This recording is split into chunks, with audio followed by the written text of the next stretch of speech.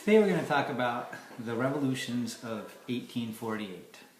And we're going to read a primary source from a student who took part in these revolutions and get some ideas about what it was to experience these revolutions on a personal level, phenomenological level.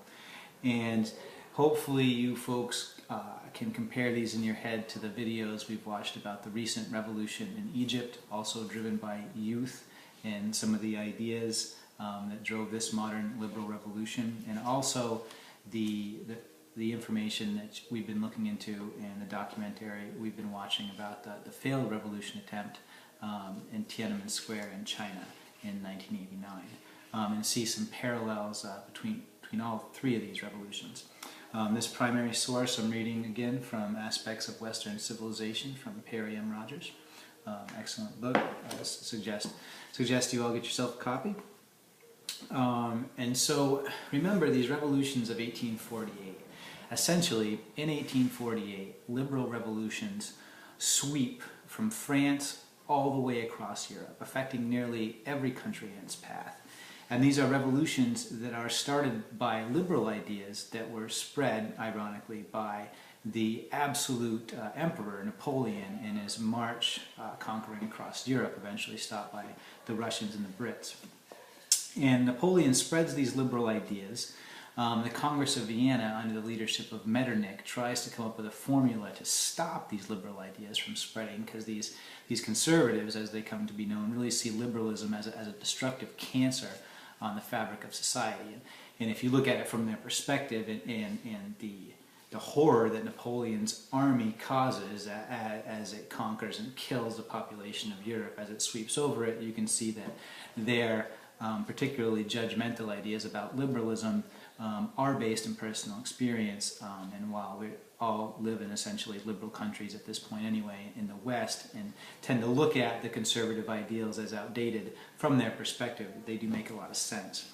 And so these revolutions of 1848, essentially all of them except the one in Denmark where they end up with a constitutional monarchy with a bloodless protest and revolution, all of the other ones are crushed by conservative elements within their own countries, or an alliance of other conservative countries coming down and crushing them. Again, so the ideas of Metternich and the Congress of Vienna and a unification of conservative elements in Europe to stop liberal revolutions is ultimately successful. There is some small successes in the German states, because remember, there's no Germany at this point in 1848. It's a combination of several independent German-speaking countries. In the German states, they do get elected parliaments or congresses, if you will, but they do end up with very little power. One thing that does come out of these revolutions of 1848 in Germany is the Frankfurt Assembly. And the Frankfurt Assembly essentially uses the ideology of a nationalism, which is probably the strongest ideological force, stronger even than liberalism or conservatism, that is birthed out of the French Revolution and the Napoleonic Wars. This idea that your country is most important over anything, and that it is honorable to fight and die for your country, and that one should prove, oftentimes through warfare, that your country is better than every other country. Now, this idea of nationalism combines in the German states with these liberal revolutions of 1848, and all of the German states eventually send representatives to what's called the Frankfurt Assembly, and they try to decide in a liberal democratic way how to unify all of the German states into one powerful German empire. The Frankfurt Assembly is a failure, and it's a failure not because the people, the representatives, and all these German-speaking folks don't want to unify, because they certainly do. It is actually the liberal and democratic processes which grinds the Frankfurt Assembly to a halt. People can't agree on how to unify. The nationalism, though, and the idea that Germany needs to unify or wants to unify is remembered by the people that come after, particularly Otto von Bismarck from Prussia, who realizes that nationalism is the force that will unify Germany into a powerhouse in Central Europe. Bismarck is wise enough to realize that it's the liberalism that needs to go at this point, and if you combine conservatism, militarism with nationalism, then you can unify Germany into a strong empire. So, but back to this initial primary source. So we're looking here at one student's experience with these revolutions, how it felt to be part of it from that phenomenological level. So, and this is from a student in Bonn, in Westphalia, one of these German states. One morning, toward the end of February 1848, I sat quietly in my attic chamber, working hard at my tragedy of Ulrich von Hutten, when suddenly a friend rushed breathlessly into the room, exclaiming, "What? You sitting here? Do you not know what has happened?" "No, what?" "The French have driven away Louis Philippe and proclaimed a republic." So the French king's been overthrown. And another interesting side note about these revolutions is, again, you have a democratic, liberal revolution in France, and who do they end up with leading? Another Bonaparte, another relative of Napoleon, comes to be known Napoleon III, and while he is democratically elected, soon the French people realize that absolute power by one individual is once again better than the democratic power of the masses. And so Napoleon eventually becomes this new Napoleon III. He is given democratically by a vote absolute power over France. He becomes the next French emperor, and as emperor is able to lead France forward into a more prosperous economic state and a fairly powerful militaristic state, although he's going to be crushed by the armies of Bismarck and Prussia later on. Okay, so he says, our narrator, "I threw down my pen, and that was the end of Ulrich von Hutten. I never touched the manuscript again. We tore down the stairs into the street, to the market square, the accustomed meeting place for all the student societies after their midday dinner." So here, the square, the public center, becomes the center of revolutionary actions, just like Tahrir Square in Egypt, just like Tiananmen Square in China, in Beijing. Although it was still forenoon, the market was already crowded with young men talking excitedly. There was no shouting, no noise, only agitated conversation. What did we want there? This probably no one knew.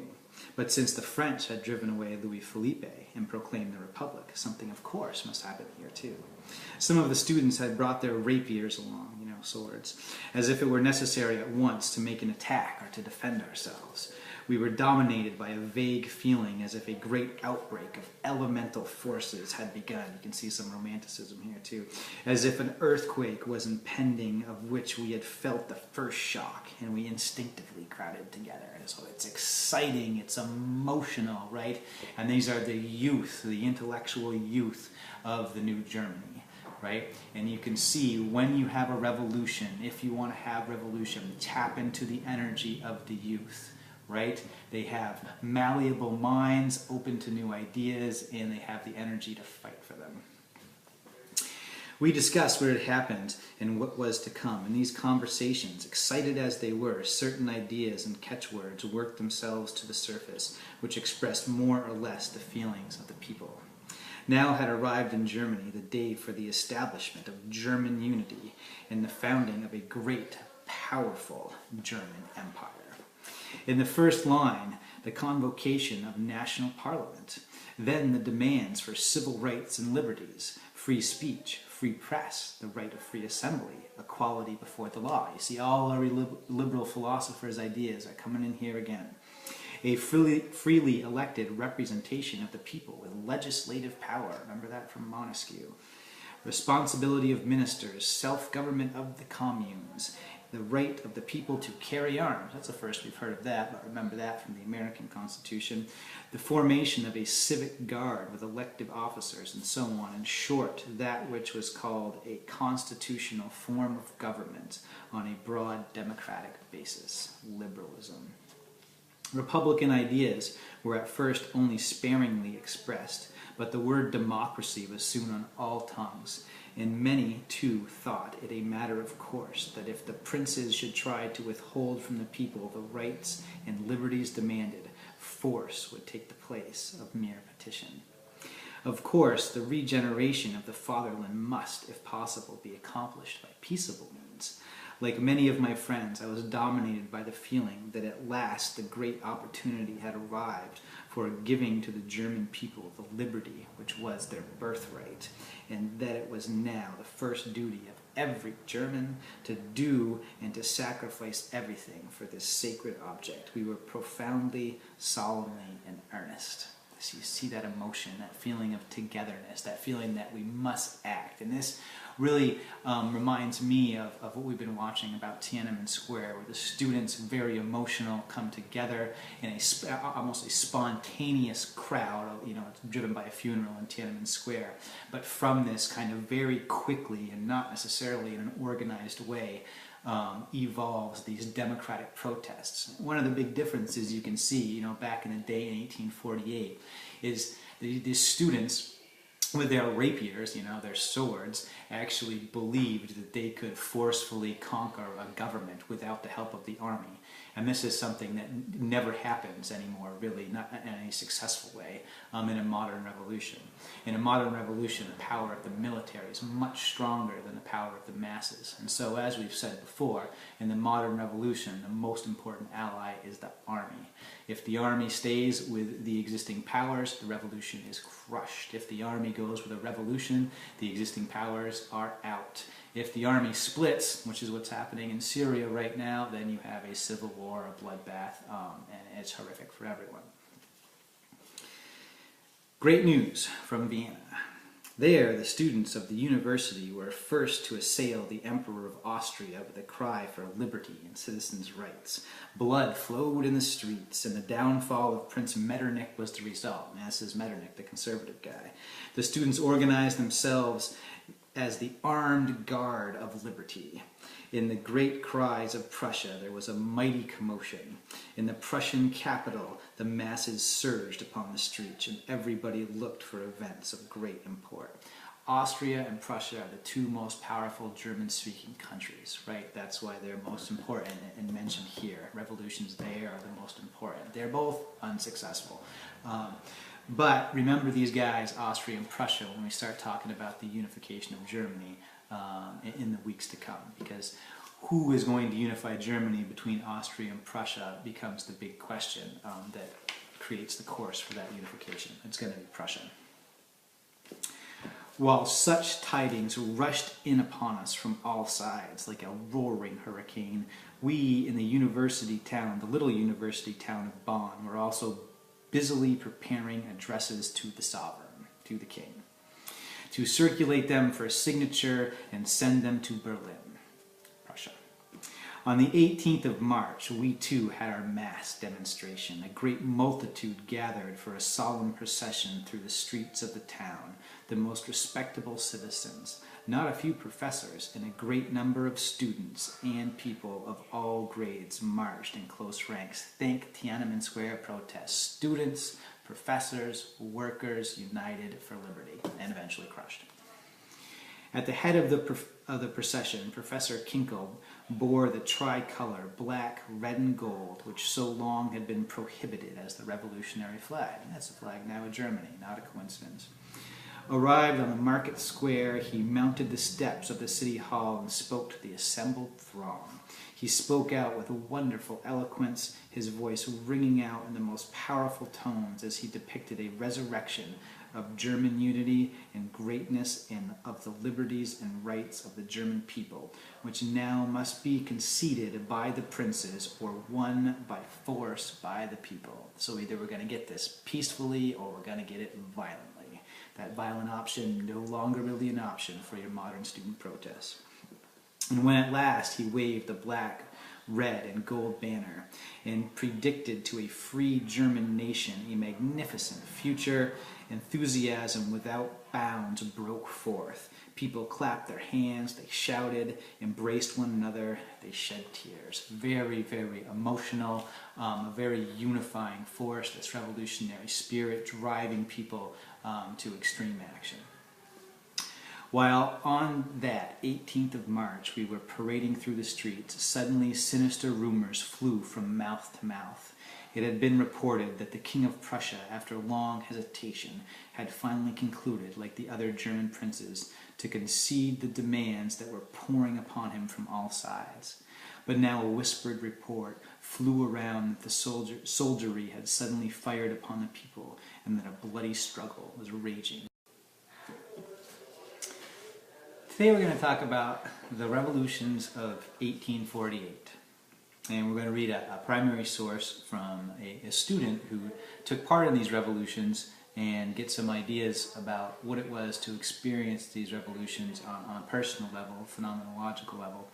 And hopefully you folks can compare these in your head to the videos we've watched about the recent revolution in Egypt, also driven by youth, and some of these are based in personal experience, and while we all live in essentially liberal countries at this point anyway in the West and tend to look at the conservative ideals as outdated from their perspective, they do make a lot of sense. And so these revolutions of 1848, essentially all of them except the one in Denmark where they end up with a constitutional monarchy with a bloodless protest and revolution, all of the other ones are crushed by conservative elements within their own countries, spreads these liberal ideas. The Congress of Vienna, under the leadership of Metternich, tries to come up with a formula to stop these liberal ideas from spreading, because these conservatives, as they come to be known, really see liberalism as a destructive cancer on the fabric of society.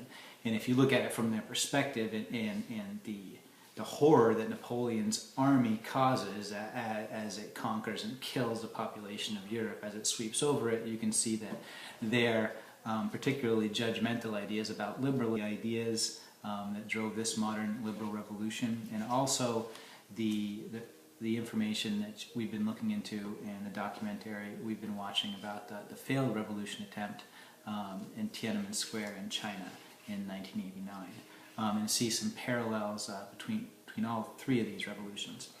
This primary source I'm reading again from Aspects of Western Civilization from Perry M. Rogers. Excellent book. I suggest you all get yourself a copy. And so remember these revolutions of 1848. Essentially, in 1848, liberal revolutions sweep from France all the way across Europe, affecting nearly every country in its path. And these are revolutions that are started by liberal ideas that were spread, ironically, by the absolute emperor Napoleon in his march conquering across Europe, eventually stopped by the Russians and the Brits. And Napoleon's